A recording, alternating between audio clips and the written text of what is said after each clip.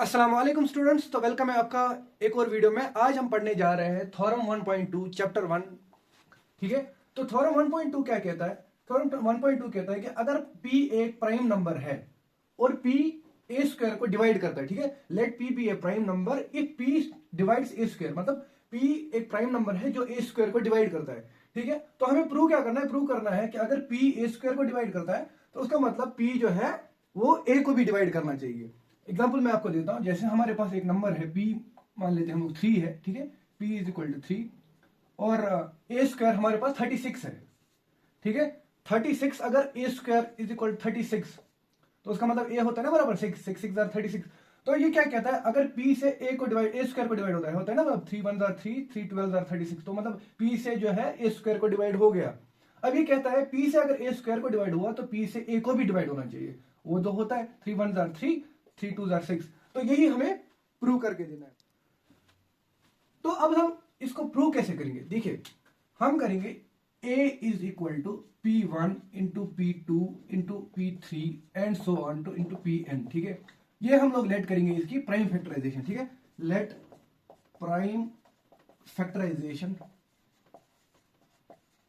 Of a b. ठीक है, क्या किया हम लोग ने? प्राइम फैक्टराइजेशन हम लोग ने लिखी ए की p1 into p2 into p3 ऐसे। जैसे एग्जाम्पल में मान लेता हूं 36 की, 36 को मैंने लिखा 2 2 9 2 18 जार, 2 9 जार, 3 3 जार और 3 1 जार। ठीक है, तो ये होगी ना ऐसी prime factorization, 2 into 2 into 3 into 3 ऐसे करके, मतलब यही मैंने प्राइम फैक्टराइजेशन लिखी। ऐसे ही हम लोग प्राइम फैक्टराइजेशन लिखते हैं ना, मतलब चीजों की, मतलब आई मीन टू से नंबर्स की।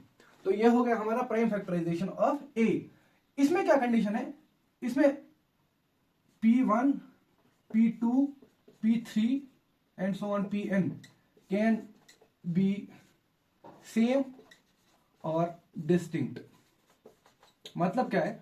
मतलब ये है कि p1 p2 p3 जो है वो नंबर सेम भी, मतलब सेम प्राइम नंबर भी हो सकते हैं, डिस्टिंक्ट भी हो सकते हैं। मतलब 2 जैसे अभी आया ना हमारे पास, दो बार 2 आया, 2 बार 3 आया, तो 2 2 बार आया वो सेम है ना, तो मतलब उसका लेना देना इसके साथ नहीं है कुछ भी। p1 p2 p3 ये सेम नंबर भी हो सकते हैं या अलग अलग नंबर भी हो सकते हैं। ठीक है, तो अगर हमारे पास a is equal to p1, इसको मैं रखता हूं इक्वेशन 1 नाम। ठीक है, ये बहुत इंपॉर्टेंट है, इक्वेशन 1 में इसका नाम रखता हूं। अब हमारे पास ए स्क्वायर क्या होगा? ए स्क्वायर होगा हमारे पास p1 p1 into p2 into p3 and so on into pn multiplied by p1 into, होगा ना, यही 2 बार होगा ना ए स्क्वायर, तो मतलब ये 2 बार मल्टीप्लाई हो गया ना, इंटू एक बार, मतलब ये 2 बार होगी ये term multiply, p1 into p2 into p3 and so on to into pn। ठीक है, तो ए स्क्वायर किसके बराबर हो गया? तो अगर ये टर्म देखे सेम ही है ना, सेम ही टर्म है, तो मैं इनको भी स्क्वायर लिख सकता हूं। लिख सकता हूं मैं p1 into p2 into p3 and so on to into pn whole square. लिख सकता हूं कि नहीं?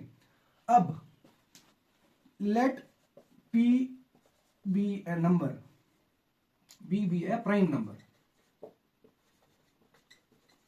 that divides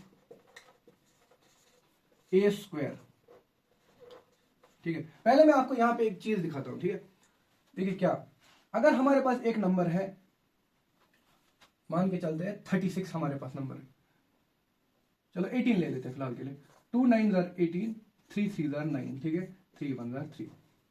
तो हमारे पास जो नंबर है ना, ये क्या है? ये प्राइम फैक्टर्स है ना इसके, ये 18 के प्राइम फैक्टर्स है।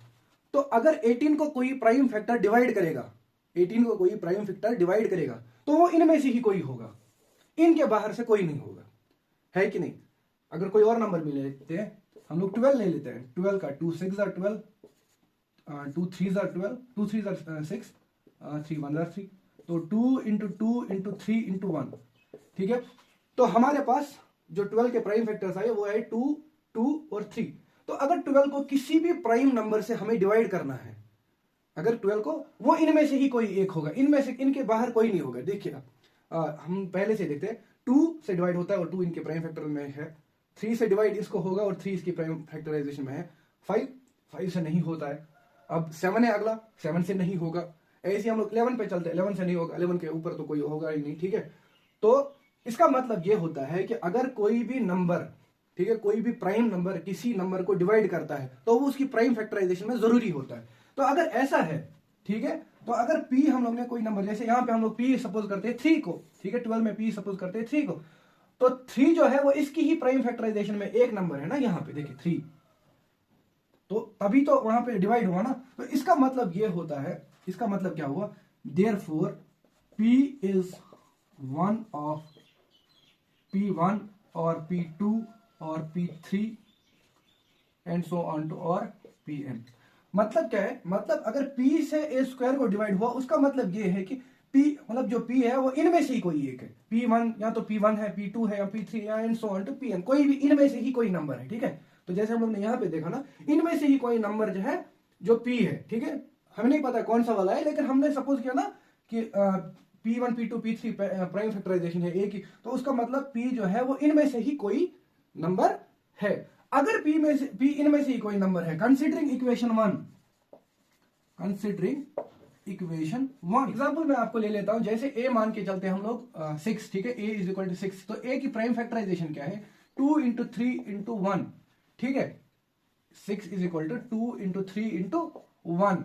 तो अगर देखिए इनमें से ही एक नंबर है ना, मतलब प्राइम p जो है वो इनमें से ही एक नंबर है, 2 या 3 है या 1 है, तो देखिए 2 से भी 6 को डिवाइड होता है, 3 से भी 6 को डिवाइड होता है और 1 से भी 6 को डिवाइड होता है। इसका मतलब यह है कि p कोई भी इनमें से हो, p1 हो, p2 हो, p3 या pn, जो भी नंबर हो उससे जो है a को डिवाइड होता है। तो हम लोग लिखते हैं देयरफॉर p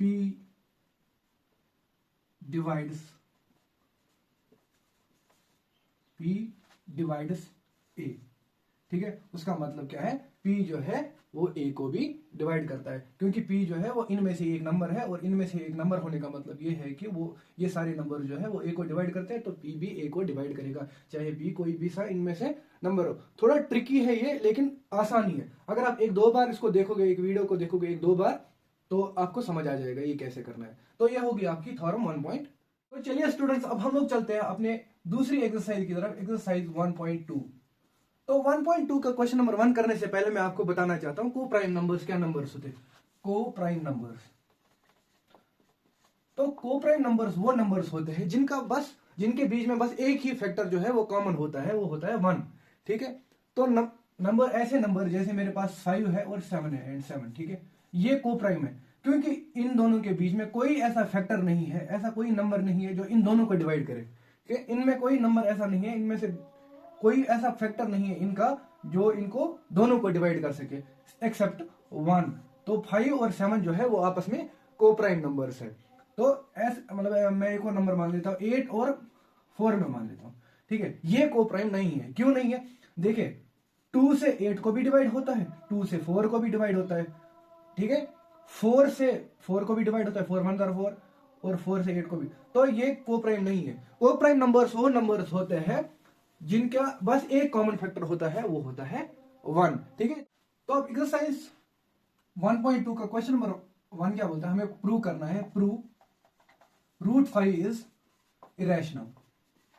तो हमारे पास कोई भी चीज प्रूव करने के लिए मैथमेटिक्स में दो तरीके, एक तो डायरेक्ट प्रूफ, जैसे हम लोग ने थ्योरम 1.2 का किया ना, डायरेक्ट हम लोग ने प्रूफ दिखाया उसका। दूसरा है हम लोग कंट्राडिक्टरी मेथड यूज करते हैं। कंट्राडिक्टरी मेथड हम लोग इसमें यूज करेंगे। वो कैसे करते हैं, देखिए हमें बोला गया है रूट 5 को इरेशनल प्रूव करने के लिए, तो हम लोग कंसिडर करेंगे कंट्राडिक्टरी। क्या करेंगे, हम लोग कंसिडर रूट 5 इज रैशनल। तो हम लोग ने क्या किया, हम लोग ने कंट्राडिक्टरी, मतलब क्वेश्चन में इरेशनल बोला गया था, हम लोग ने रैशनल प्रूफ मतलब कंसिडर करा, ठीक है। तो अगर हम लोग ने रैशनल कंसिडर करा, therefore root 5 can be written in the form of p upon q, जहां पे q 0 के बराबर नहीं हो, q not equal to 0, and p and q are coprimes. मैंने बोला था आपको, ऐसी को प्राइम्स वो नंबर्स होते हैं जिनके बीच में कोई और फैक्टर 1 के अलावा कॉमन नहीं होता है।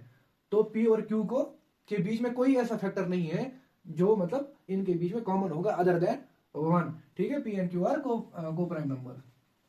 तो हम लोग लिख सकते हैं ना p by q is equal to root 5 upon 1, ठीक है, हो गया ना p बाई q। तो p हो गया बराबर रूट 5 इंटू क्यू, ठीक है। हम लोग स्क्वायरिंग बोथ साइड्स करते हैं, स्क्वायर बोथ साइड्स, तो हमारे पास क्या है, p square is equal to √5 का स्क्वायर और क्यू का स्क्वायर। तो p square is equal to √5 का स्क्वायर होता है ना 5 ही, ठीक है। ये स्क्वायर रूट और 2 मतलब जो स्क्वायर कैंसिल हो जाएगा, 5 बचेगा और क्यू स्क्वायर क्यू ही, ठीक है। तो जो अब हमारे पास ये टर्म आई ना, p square is equal to 5 into q, according to theorem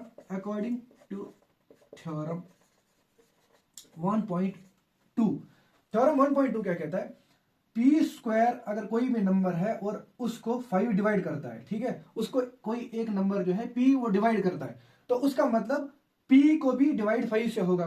देखिए according to theorem 1.2 p square is divisible by 5 which implies, उसका मतलब क्या होता है, which implies p is divisible bye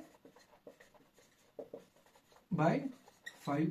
तो इसका मतलब यह होता है पी जो है उसको भी 5 से डिवाइड होता है, ठीक है, ये हमें याद रखना है। देखिए अगर पी मतलब पी को डिवाइड करता है 5, तो हम लोग ऐसे लिखेंगे ना, p अपॉन 5, वो कोई नंबर दे देगा। जैसे अगर मेरे पास 6 p है और डिवाइड बाय 3 है, 3 1 3 3 2, तो हमारे पास 2 आया। तो ऐसी अगर हम लोग कंसिडर करेंगे, ऐसी कोई नंबर हमारे पास r है, जब हम लोग p को 5 से डिवाइड करेंगे तो हमारे पास अगर r आए कोई नंबर, ठीक है, तो मैं ऐसे लिख सकता हूँ ना, p is equal to 5r, लिख सकता हूं कि नहीं। तो ऐसे ही मैं मान के चलता हूं, देयरफॉर इक्वेशन 1, ठीक है, इसका नाम है इक्वेशन 1 रखते हैं। देयरफॉर इक्वेशन 1 क्या होगी, पी स्क्वायर के बदले में लिख सकता हूं ना 5r, अब 5r, ठीक है, पी स्क्वायर के बदले में 5r लिख सकता हूं और उसके ऊपर स्क्वायर कर दूंगा, इज इक्वल टू 5 तो 5 है और क्यू स्क्वायर ही रहने देता हूं। अब मैं यहां पे स्क्वायर कर देता हूं, 5 5 25, r स्क्वायर ही रहेगा, और यहां पे 5 इंटू क्यू स्क्वायर, 5 1 5 5 5 25, तो मेरे पास आता है 5r square is equal to q square, या मैं ऐसे लिख सकता हूं q square is equal to 5r square, ठीक है। यहां पे भी थ्योरम 1.2 हम लोग अप्लाई करेंगे, 1.2। देखिए अगर इसका मतलब क्या होता है, 5 से क्यू स्क्वायर को 5 divides Q square which implies 5 divides Q, क्योंकि हम लोग ने पढ़ा ना कि अगर कोई नंबर क्यू स्क्वायर को डिवाइड करता है उसका मतलब वो क्यू को भी डिवाइड करेगा या ए को भी डिवाइड करेगा, ठीक है। तो अब देखिए, अब हमारे पास दो स्टेटमेंट्स आई, 5 से क्यू को भी डिवाइड होता है और 5 से पी को भी डिवाइड होता है, लेकिन हम लोग ने तो कंसिडर किया था ये प्राइम फैक्टर्स, मतलब प्राइम नंबर, ये सॉरी आई मीन टू से रैशनल नंबर जिसमें पी एंड क्यू जो है वो को-प्राइम्स है। जब पी एंड क्यू को-प्राइम्स है तो इनके बीच में 1 के अलावा कोई भी फैक्टर जो है वो कॉमन नहीं आना चाहिए, लेकिन यहाँ पे तो 5 जो है वो एक और फैक्टर इनके बीच में कॉमन आ गया, ठीक है, क्योंकि पी 5 मतलब 5 जो है वो पी को भी डिवाइड करता है, 5 जो है वो क्यू को भी डिवाइड करता है। Therefore this contradicts our assumption. तो हम लोग ने जो एज्यूम किया था ना कि √5 जो है वो रैशनल है, इसने इसको कंट्राडिक्ट किया, ठीक है। अगर कंट्राडिक्ट किया इसका मतलब है अगर ये अब रैशनल नहीं है, देखिए ठीक है ना, हम लोग ने प्रूव, मतलब ये तो प्रूव हो गया, अब ये √5 रैशनल नहीं है। अगर √5 रैशनल नहीं है तो उसका मतलब क्या है, √5 रैशनल है, हेंस